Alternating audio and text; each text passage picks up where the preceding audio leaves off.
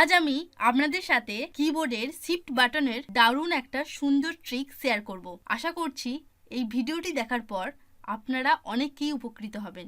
তো চলুন আর দেরি না করে শুরু করা যাক। প্রথমে কিবোর্ডের শিফট বাটন 5 বার প্রেস করবেন।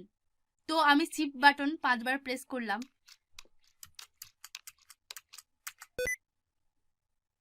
শিফট বাটন 5 বার প্রেস করার পরই এরকম একটা মেসেজ শো করবে। এরপর আমরা জানবো শিফট বাটন 5 বার প্রেস করার কাজটা কি।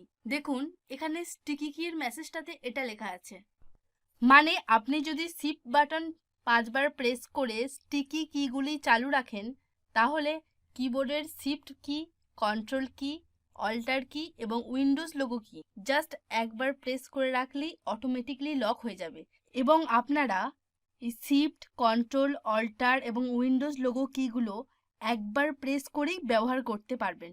এরপর আপনারা ইয়েসে ক্লিক করবেন। স্ক্রিনের নিচে দেখুন স্টিকি কি এর অপশন চলে এসেছে।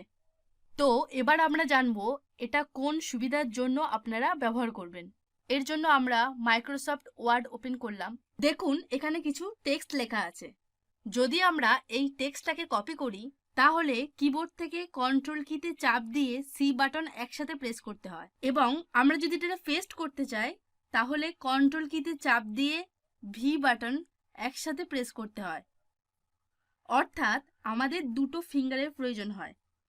তো শিফট বাটনের এই কাজটি করার পর আপনি একটা ফিঙ্গারের সাহায্যে আলাদা আলাদা কি প্রেস করে সেম কাজ করতে পারবেন।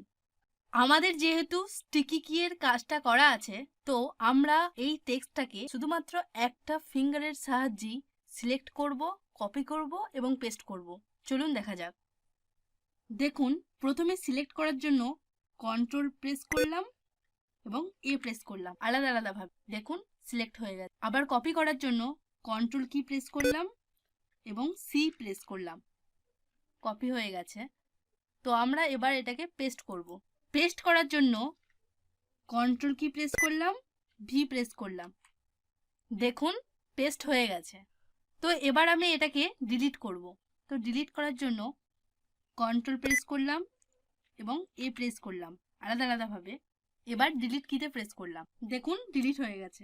এরপর ডিলিট হওয়া টেক্সটটিকে আনার জন্য আমরা কন্ট্রোল এবং জেড কি প্রেস করব আলাদা আলাদা ভাবে। কন্ট্রোল প্রেস করলাম এবং জেড কি প্রেস করলাম, দেখুন টেক্সটটা চলে এসেছে। তো আপনারা শুধুমাত্র কন্ট্রোল কি এর কাজগুলো দেখলেন। এই স্টিকি কি এর কাজটা করে রাখলে আপনারা শিফট, কন্ট্রোল, উইন্ডোজ লোগো কি এবং অল্ট কি এর সমস্ত কাজ শুধুমাত্র একটা ফিঙ্গারের সাহায্যেই করতে পারবেন। এরপর আমরা জানবো স্টিকি কি স্টপ করার জন্য কি করতে হয়। তো এটা স্টপ করার জন্য কিবোর্ড থেকে কন্ট্রোল কি এবং শিফট কি প্রেস করলেই এটা অফ হয়ে যাবে। আশা করছি আপনাদেরকে বোঝাতে পেরেছি।